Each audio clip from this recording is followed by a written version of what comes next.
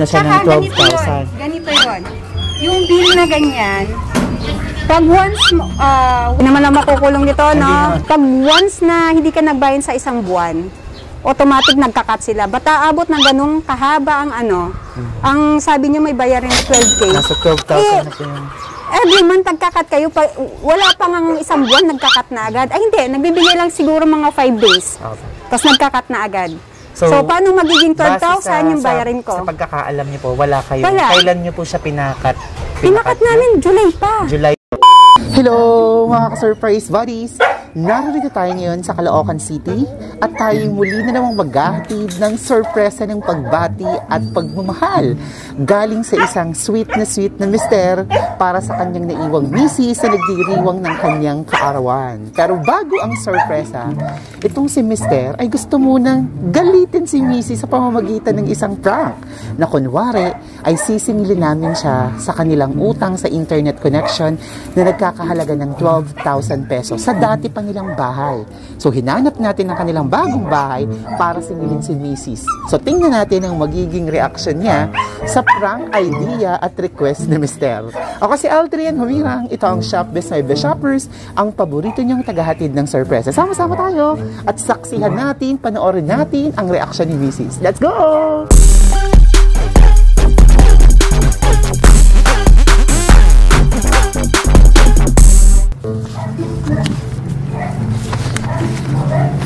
So malapit na tayo sa bahay nila. So kunwari, pinadalhan sila ng notice. Pero dahil matagal na, hindi pa rin sila nakakapagbayad. Kaya kailangan na natin siyang puntahan.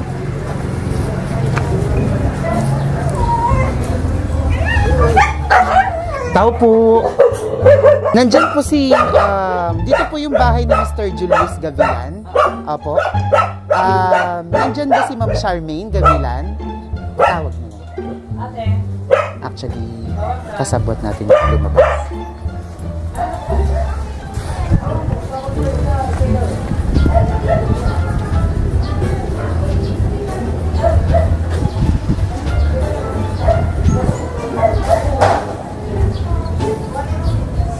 So mga ka-surprise buddies, yung unang lumabas, kasabot. So siya yung tumatawag ngayon sa ating certify si Mrs. So magsisimula na ang prank natin.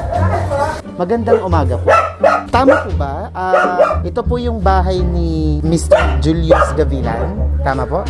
Tapos si Charmaine Gavilan daw po yung Mrs.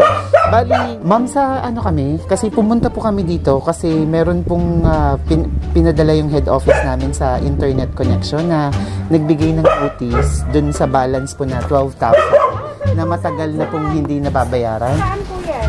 Sa ano pa raw po ito eh? Sa actually sa ano pa raw po ito, sa parang sa dating address pa po sa Lagro. Tapos nagpadala ko ng notice ko doon dahil medyo matagal nang hindi Lagi po kami nag-notice. Opo. Ito ano? Opo. Lagi po kami nag-notice. Ang reply nyo po, matagal na kayo mag-reply. So, pinaputol ko na. Lalabas nga ako.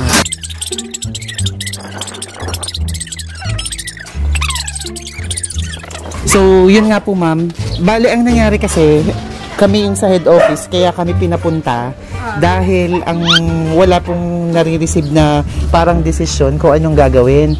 Kasi yun nga po, continuous yung bill, kaya umabot na siya ng 12,000. Ganito yun. Yung bill na ganyan, pag once okay lang dito kami kasi mainit doon sa tapat namin, maingay yung aso. Ganito kasi yan. Yung iba, yung bill ang internet. Excuse lang po ha. Bakit may ganito pa? Para lang po ma-present namin sa collection department yung explanation. Hindi naman lang makukulong dito, no? Kasi wala naman ang ganoon. Ganito kasi, ang kasi ganito. Pag once na hindi ka nagbayad sa isang buwan, automatic nagkakat sila. Ba't aabot ng ganung kahaba ang ano? Ang sabi niya may bayarin 12K. Nasa 12,000 na siya. Every month nagkakat kayo, wala pa nga isang buwan, nagkakat na agad. Ay hindi, nagbibigay lang siguro mga 5 days. Tapos nagkakat na agad.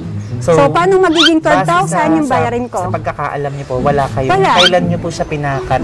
Pinakat namin, July pa. July 20. 20. Pagkalipat namin dito, kasi lilipat nga kami ng bahay. So, wala po ipapatransfer ko sana. confirmation na na-receive na Kasi disconnected na siya. Disconnected na, alam ko, kasi ang modem, kukunin na lang daw. Kinuha na yung modem mo, ilang buwan na nakalipas, so okay na.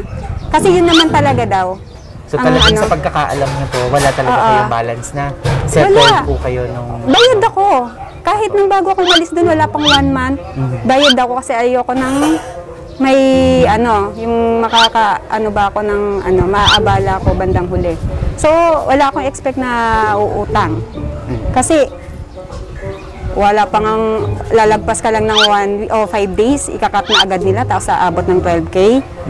Parang Ganito hindi na naman lang, kapani-paniwala. Dahil yung collection department namin, waiting sila ng feedback din sa client since walang na-receive dahil nag-change address na Meron po kaming dalang papers sa sasakyan na parang papapirmahin namin lang kayo dun ng parang feedback nyo na kino-confirm nyo parang na wala ayokong kayong... pumirma kasi baka mamaya gamitin para sa akin din yan. Hindi po attestation siya na parang sinasabi nyo na base sa knowledge nyo, napaputol nyo na siya, na-report nyo na siya. Nakuha na yung modem namin. Ganun naman po siya, hindi po siya confirmation na may balance ka. Pero, Parang kino-confirm mo dun sa na wala kayong balance. Para yun po yung i-investigate ng collection dun sa simula. Kasi parang waiting sila dun sa parang feedback nyo ay pending yung status. Kasi waiting dun sa parang kino-confirm lang na Para yun yung gagamitin ng collection department dun sa bakit kung hindi na-report na naputol kung na-report na kasi follow-up kami ng follow-up. Tapos ngayon sabi namin, kasi matagal din kami nagka-internet, sabi namin, ipalipat na lang kasi kaysa na mag-apply na. Ang sabi naman ng wala raw dito sa lugar na to. Wala raw dito. Ganun na lang yung gagawin natin para since mag-start na yung investigation ng collection department from the time na na-receive nila tong papapirmahan namin sa inyo na parang report nyo, confirmation na wala kayong balance, na napaputol nyo na siya nung July, nung last year pa, pero kinuha nila yung modem, itong taon lang. Sige po, ma'am, nandun lang yung sasakyan namin sa may labas, nandun lang yung papers ng mga gagawa natin ng report. Okay lang po na, sumama na lang tayo din sa saglit. Dito lang naman po, nailagay lang namin dito sa may nakisuyo lang kami doon. Diyan lang sa kanto. Actually, yung... ginagamit lang po talaga yan para sa... other than din sa pipirmahan nyo, meron lang din parang explanation para mas madali ng ma-receive ng collection department yung feedback ng customer. Kunin ko lang po yung papers na papapirmahan ko sa inyo. Ayusin yung papers. Opo. Dito na po. Surprise! Napakaliwanag pa ako sa inyo. Happy birthday! Siyempre, meron kayong nagmamahal na pinapunta kami dito para surprisahin ka. Salamat. Sino na ganito? Kayo talaga, ang dami na sinabi. It's a prank! Dito po kayo sa gitna. Wow! Ang dami sinabi. Sana nag-bihis ako. Happy birthday! Thank you! Salamat! Sino ba na ganito? Para ako yung na-prank. Opo, ayan. So, syempre, pinapaabotan ka niya ng flowers. Tanggapin nyo. Wow!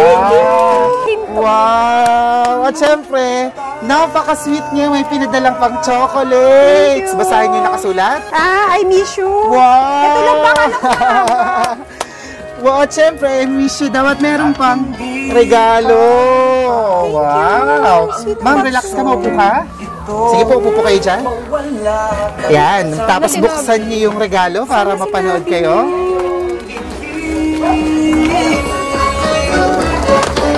Sandal mo sana ang ulo mo sa unan. Thank you. Kawan mo ay aking kukumutan. Paliwanag pa kung pagkahaba-haba. Okay nga yun, ma'am eh. Wow! Ano kaya yung laman? Baliktad. Ayun, syempre. Pakita nyo, ma'am. Ay, dali. Wow! Thank you. Wow! Syempre, pinadalang kayo ng pabango at lotion para lalo kayong malimuyak. At ang birthday niyo po ay sa June 24. June 24. Siyempre, alam niya yung birthday nyo, pero ngayon lang kami available at para mas mauna siyang bumati. At siyempre, nagpadala siya ng cake para makantahan ka din namin ng happy birthday. Sino-sino yung mga anak ko. Dito kayo, kakanta kayo ng happy birthday kay Mama. Mama ba ang tawag sa inyo? Dito kayo. Halika dito, bebe. Dito, sa tabi ni Mama. Yan, kakanta kayo at sasayaw Happy Sasayaw birthday. talaga? Nasaan na? Okay, sing and dance. Happy, akala ko 4, nasa pa isa. Ayan. Ayun. Okay, let's sing happy birthday. Happy birthday, Happy to birthday. you. Happy birthday to you. Happy birthday, happy birthday, happy birthday to you. Maligayang bati, maligayang bati, maligayang, maligayang bati. Happy birthday!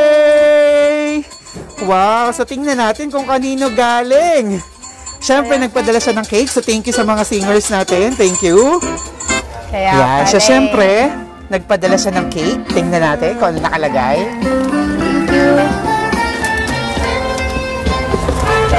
Sige, patong dito muna. Hawakan niyo lang yung flower. Sige, dito na lang. Ayan. Sige, mamawakan niyo lang yung flower. Hilahin niyo po. Tingnan niyo kung kanino galing. Hindi naman kay Duterte galing to, no? Makapiling ka, makasama Thank you. Wow, basahin niyo, ma'am. Happy birthday. We love you so much. Ay, naku, walang nakalagay. pangalan. Secret admirer. Kay Duterte galing to, no? Ayan. Joke lang. Siyempre, mamaya natin malalaman dahil baka bigla siyang dumating dyan sa sasakyan namin. Talaga Nagulat ka. lang. Pero bago yan, ma'am, ngayong paparating na birthday nyo, ano po bang mahihiling nyo pa? Laging malusog, tsaka ligtas sa pandemic na to, sana matapos na, di ba? Tsaka makamove on na tayong lahat. Wow, Yun. napakaganda naman. Meron po ba kayong inaasam pang makamit sa inyong buhay para sa inyong pamilya? Yung husband ko kasi hindi makauwi dahil sa syempre gusto rin namin siyang makasama. Opo, so wish mo rin na sana makauwi na rin siya. Makauwi siya ng ligtas. Okay, nasaan po ba ang asawa niyo? Sa abroad. Nasa abroad. Ayan, sige, sasana nga. Okay. Okay, in the count of 3. 1, 2, 3! Happy birthday! At may mas importante pa siyang pinapaabot para sa inyo. Ma'am, relax ka lang. Maupo ka lang dyan sa gitna. Sige. Titigan mo lang siya dito sa camera. Sana nagbihis ako, no? Okay lang yan, ma'am. Dahil may ginawa siyang love letter para sa'yo. Titigan mo lang siya dito na parang kaharap mo lang siya. Happy birthday! Mapalad ako na ikaw ang aking naging asawa. Wala akong ibang hiling, kundi ang kasiyahan mo at ng mga bata. Lubos ang aking pasasalamat dahil ikaw ang ibinigay sa akin ng puong may kapal para makasama ko sa aking buhay. Nais ko sanang malaman mo na mahal kita. Dalangin ko na pagkalooban ka ng Diyos ng katatagan, kalusugan at kaligtasan sa bawat araw ng iyong buhay. Muli, maligayang kaarawan. Love, Julius! Sabi ni. Wow! Thank you. Ang sweet naman ng inyong mister. Mama, papanood ka niya? Papanoorin niya ang video na to ng paulit-ulit. Kausapin mo siya. Anong gusto mong sabihin sa kanya na kahit na nasa ibang bansa siya, ay syempre, patuloy ka pa rin niyang pinakikilig, pinasasaya at minamahal. Sige po. Thank you kasi hindi ko expect kaya pala yung lumabas sa city kasi sabi niya maglilinis lang siya ng motor. Yung pala, ito pala yung ano niya. Thank you very much kasi inuuna niya talaga yung mga needs namin. Nagsasacrifice siya doon para lang may tawid namin yung 4 na anak namin. So, thank you. Mag-ingat ka lagi. Love you. nako, naiiyak na si ma'am. Likas ba si mister na mahilig kang pakiligin sa sorpresahin? Mahilig talaga siya. Pero first time to kasi, syempre siguro, iba kasi pag may pambayad na siya. Dati Hindi ka. naman. Iba sa pag magkalayo na, mas nararamdaman ng tao ang kahalagahan ng isa kapag malayo na. Gaano na ba kayo katagal na nasa long distance relationship? 1 year pa lang, nung yung pandemic, hindi na siya nakabalik dito. Bago lang po ba siyang nag-OFW? 6 years. 6 years na rin siya na Oo. OFW. Sa mga panahong hindi mo siya kasama, every time na wala siya, ano yung mga namimiss mo sa kanya? O yung ginagawa niyang dalawa na namimiss mo madalas? Siya nagluluto, nababawasan yung gawain ko. Siya lahat, pati sa mga bata, kaya pahinga ako pag andito siya. Wow. So namimiss mo yung nakakapagpahinga ka dahil nandyan siya. Mahilig siya magluto nang hindi ko naluluto pag wala siya. Wow, sabi nagluluto ka din niya. Ang sweet naman. Mahilig siya magluto. At ano naman yung mga nagustuhan mo sa kanya simula noon hanggang ngayon? Bakit mo siya sinagot noon? At Siya mapagmahal siyang tatay sa mga anak ko. Mas uunahin niya kung ano yung gusto namin bago siya. Yun. wow, talagang very, dedicated good father provider. and provider talaga. Wow. Salamat. May gusto ka magsabihin sa kanya? Mag-ingat ka lagi. Okay lang naman kami dito. Alam ko, namimiss mo rin yung mga bata. Makakaraos din. Matatapos din itong pandemic na to. Nag-iingat ka lagi. Mahal ka namin ng mga bata. At marami pang sorpresa para sa iyo. Hindi pa dyan natatapos. Siyempre, nandito yung panganay mong anak. Anong pangalan niya? Cedric. Cedric. Cedric, halika dito ka. Bigay mo muna sa kapatid mo yung phone. Ayan, panganay na anak niya, tama? Si Cedric. Upo ka, Cedric. Si Cedric, meron din siyang sorpresa para sa iyo. Ayan, sige, tanggalin mo yung ano. Ayan, si Cedric, bilang panganay na anak, meron siyang sasabihin sa inyo, ma'am. Anong birthday wish message mga gusto mong ipagpasalamat or promise kay mama? Sana hindi na siya lagi magagalit sa amin. Tsaka yung hindi na siya didepensa lagi. Hindi na Hindi na Ako yung wish ko, ayusin niyo yung pag-aaral niyo kasi si papa niyo nagsasakripisyo para sa atin. Yun lang, di ba? Anong masasabi mo kay mama bilang isang mama? Ano yung proud na proud ka sa mama mo? Masipag, tapos kahit mahirap yung sitwasyon, nagagawa niya pa rin umiti. Wow! Ang galing. So nararamdaman mo na nahihirapan siya o mahirap ang sitwasyon. Tsaka nakasmile pa rin. Lagi siya nakaisip ng solusyon sa lahat ng problema po. Wow! Ang galing no. Nakaka-proud nga yun. Ano gusto mong i-promise kay mama someday? Yung pagbubutihin ko po yung pag-aaral ko, tapos yung lahat ng pangarap ko sa buhay, gusto ko maabot na kasama sila. Wow! Ang galing naman. Ang sarap pakinggan, naiyak si mama mo. Excited na siya, hindi na siya makapaghintay. Sana daw ito magdaka na. Joke lang. May gusto ka pang idagdag? Yun lang po. Kay papa mo, may gusto ka sabihin? Happy Ayan, Father's Day. pinaiyak Happy Father's Day Ayan, po. batiin mo. Happy Father's Day, Papa. Buburahin ko na yung laro sa computer. Kasi napabura niya yun eh. Yun ba ang ano mo sa kanya? Father's Day gift po? mo? Magaling Patatasin ko palalo grades ko. Wow, good job. Okay na. Thank you so much, Cedric. Thank you very much. Napakaganda ng mga sinabi mo. At syempre yung sumunod. Anong pangalan ni ate? Dito ko de. Sige na, halika. Ayusin mo yung short Ano mo. pangalan niya? Cindy. Cindy. Sana Letter C pala kayo. Sana dumami pa rin yung subscriber niya. No. Ayun, pwede mong i-promote. Promote Ayan, mo. sandali lang mama, parang lang saglit. Si Cindy, ilang taon ka na? 12 po. Ano mo na yung Ayan, so ikaw naman, umiyak ka na rin yata. Anong gusto mong sabihin kay mama? Birthday wish and message mo? Mga gusto mong sabihin sa kanya? Sige. Ito ayun sa ginagawa. Nag-iisip ko eh. Thank you kasi very supportive.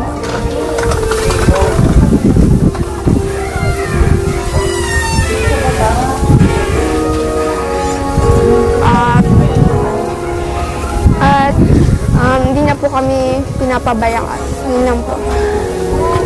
Very emotional siya. May gusto ka ring i-promise kay mama? Pagbubutin ko pa yung pag-aaral ko po. Tapos, graduate po ako. Tutulungan din po kita pababayaan kay po ni Papa. Yun lang po. Wow! Ayun, pumatak na yung luha mo. Na-touch ka. Kay Papa mo, ano gusto mo sabihin? Kausapin mo si Papa sa ginawa niyang ito. At batiin mo na rin siya ng Happy Father's Day. Happy Father's Day pa. Thank you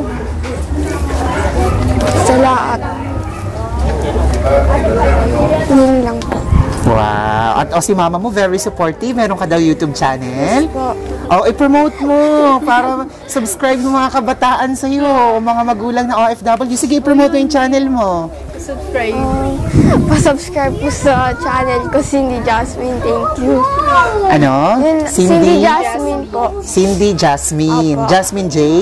Ayun, Cindy Jasmine ang pangalan. Ayan, i-subscribe niyo siya, anak ng OFW. May gusto ka pang sabihin?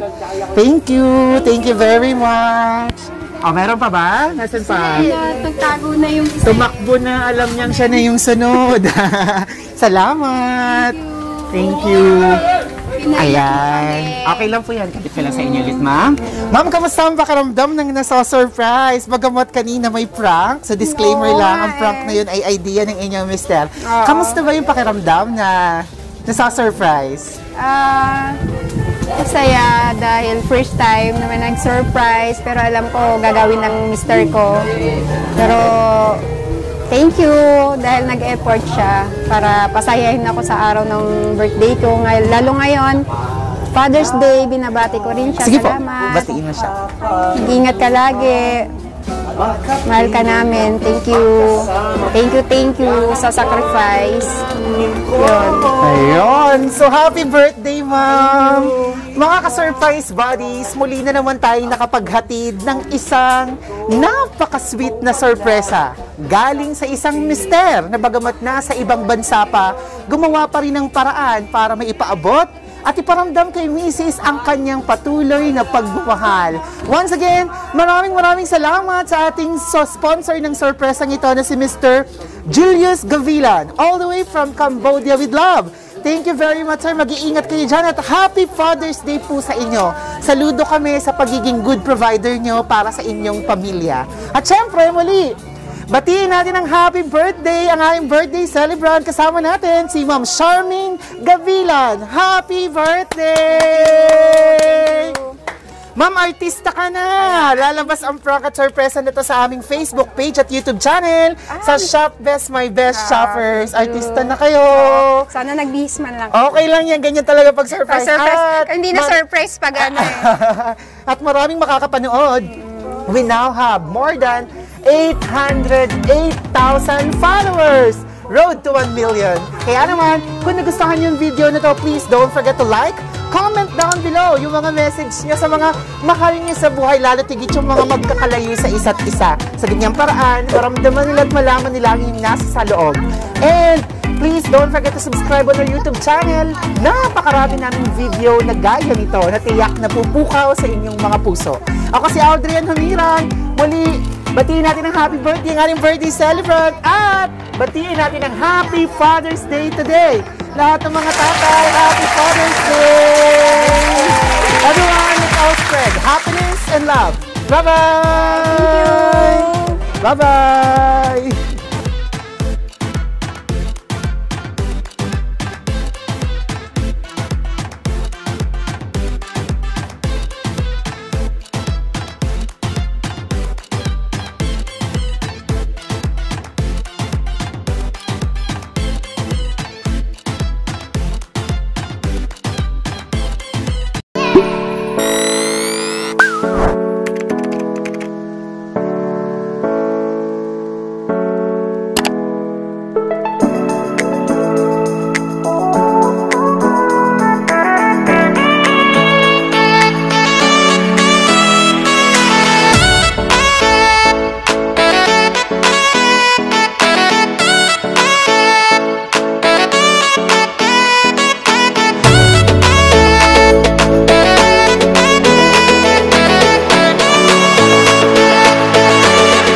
Shop Des Mega shoppers, everyone, let's spread happiness and love.